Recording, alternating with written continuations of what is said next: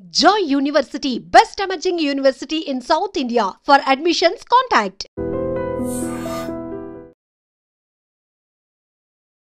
తెలంగాణ రాష్ట్ర సర్కార్ ఎట్టి పరిస్థితుల్లో 2 సీజన్లకి ఏది ఏమైనా ఏ పనులు ఎటువైనా దేనికి ఇచ్చినా ఇవ్వకపోయినా రైతులకు మాత్రం రైతు భరోసా ఇవ్వాల్సిందే అని ఫిక్స్ అయింది కాబట్టి దానికి సంబంధించి చాలా రోజులు కసరత్తు చేసింది. అట్లాగే రైతులకు సంబంధించి రైతు భరోసా అట్లీస్ట్ వాళ్ళు పంటలు వేసుకోకంటే ముందే ఆ భరోసాని అందించాలి.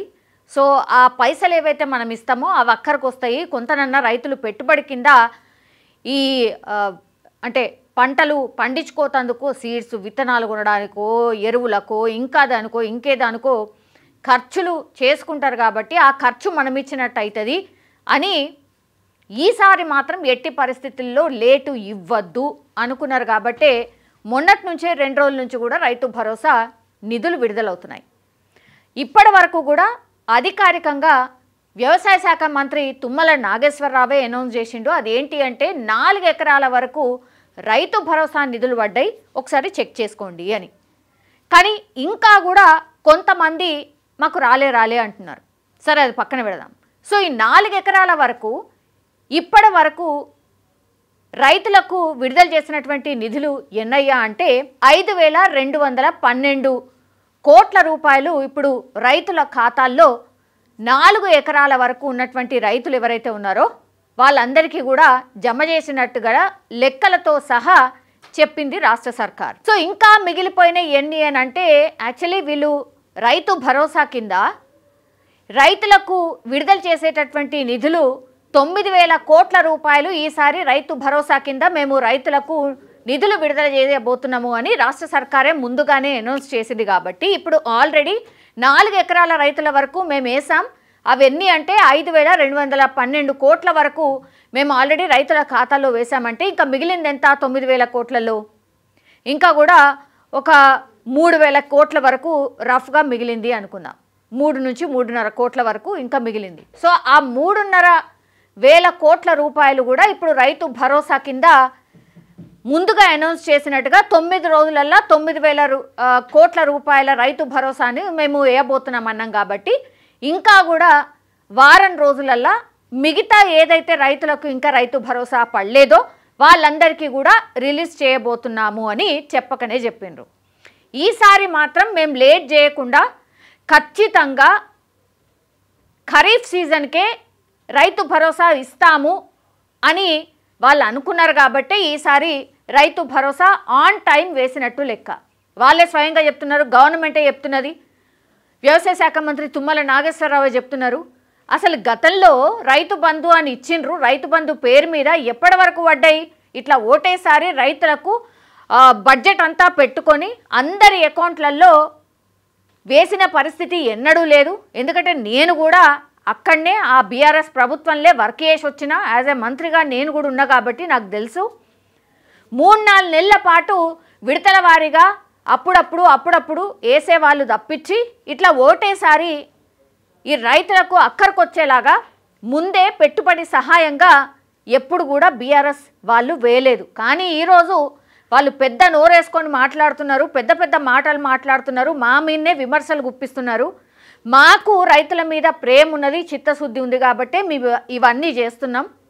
ఎంత ఆర్థిక ఇబ్బంది ఉన్నా సరే, ఎవరు ఎన్నన్నా సరే, ఎన్ని విమర్శలు చేసినా సరే మేము అన్నీ సర్దుబాటు చేసుకొని రైతులే మా ప్రయారిటీ కాబట్టి రైతులకు పెట్టుబడి సహాయంగానే ఈ రైతు బంధు రైతు భరోసా అందాలి. కాబట్టి ఈ రైతులు నిధుల కోసమే మేము మొత్తం సమీకరించుకున్నాం. ఆ తర్వాత ఓటేసారి 9 రోజులల్లో 9,000 కోట్లని మేము రైతుల ఖాతాల్లో వేయబోతున్నాం. ఇది మా చిత్తశుద్ధి అనేటువంటి మాట తుమ్మల నాగేశ్వరరావు చెప్పినటువంటి పరిస్థితి. అయితే మనకు తెలుసు కదా, మొన్న లాస్ట్ టైం కూడా 6 నెలల క్రితం ఏదైతే పడ్డిందో అప్పుడు కూడా పదే చెప్పిండ్రు, ఖచ్చితంగా ఎవరైతే పంట పండిస్తారో వాళ్ళకే మేము రైతు భరోసా ఇస్తాము అని చెప్పిండ్రు. ఇంకోటి గ్రౌండ్ లెవెల్లో ఈ వ్యవసాయ శాఖ అధికారి ఎవరైతే ఉన్నారో వాళ్ళు వచ్చి చెక్ చేస్తారు, ఖచ్చితంగా పంట వేస్తున్నారా లేదా, పంట వేసేటటువంటి రైతులకే రైతు భరోసా అని గతంలోనే చెప్పిండ్రు. సో ఈ 2 నిబంధనలు మాత్రం ఖచ్చితంగా పాటించబోతున్నాము అని గతంలో చెప్పిండ్రు కాబట్టి ఇప్పుడు ఈ నిబంధనను కూడా ఖచ్చితంగా పాటిస్తున్నారు. కాబట్టి అడపాదడపా కొంతమంది రైతులు కూడా ఇగో మాకు అరెకమే ఉన్నది, మాకు ఓన్లీ 1 ఎకరే ఉంది, అయినా సరే ఇప్పటి వరకు పడలేదు అని ఇంకా కూడా అక్కడక్కడ రైతులు అడుగుతున్నారు.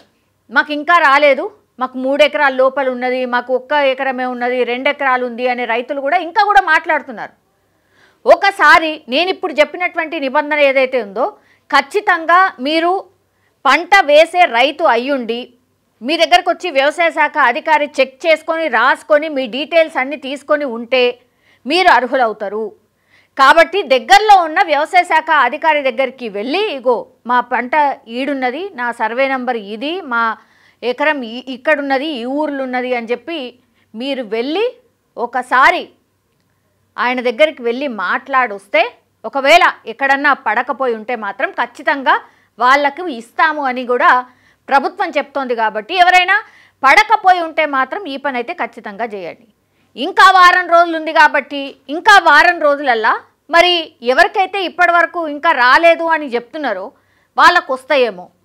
ఈ మరి వారం రోజుల తర్వాత ఇక కట్ ఆఫ్ డేట్ ఏదైతే అయిపోతుందో ఆ తర్వాత కూడా మీకు నిధులు రాలేదంటే మాత్రం, రైతు భరోసా అందలేదంటే మాత్రం ఖచ్చితంగా దగ్గరలో ఉన్నటువంటి వ్యవసాయ శాఖ అధికారి దగ్గరికి వెళ్ళి మీరైతే ఇగో మేము ఇక్కడ ఉన్నది, మా పొలం మీద ఉన్నది, మాకు ఇంకా రాలేదు, మీ అకౌంట్ ఏంది, మీ డీటెయిల్ ఏంది, మీ కేవైసీ ఉందా లేదా, ఇవన్నీ కూడా ఇంకోసారి రీచెక్ చేసుకొని అక్కడ పోయి మాట్లాడితే అప్పుడు పడే అవకాశం అయితే ఉంటుంది. ఎందుకంటే ఎవరైతే పంట పండిస్తున్నారో రైతు ఖచ్చితంగా మేము రైతు భరోసా ఇస్తామని సర్కార్ చెప్తుంది. కాబట్టి మీరు మొత్తం అన్నీ కూడా మీ దగ్గర ఉన్నటువంటి అన్నీ తీసుకెళ్ళి వ్యవసాయ శాఖ అధికారి దగ్గరికి వెళ్తే అప్పుడు మీకు రైతు భరోసా పడే అవకాశం అయితే ఉంటుంది.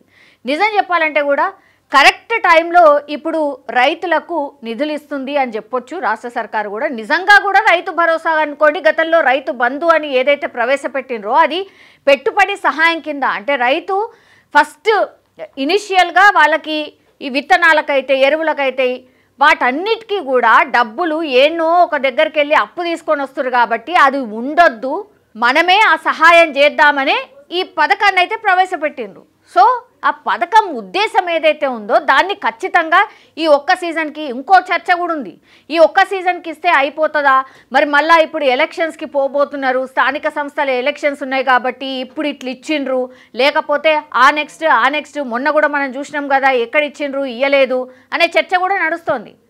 కానీ ఎలక్షన్లు వస్తేనో లేకపోతే ఇంకేదో ఉంటేనో ఏసుడైతే ఏమాత్రం కూడా కరెక్ట్ కాదు.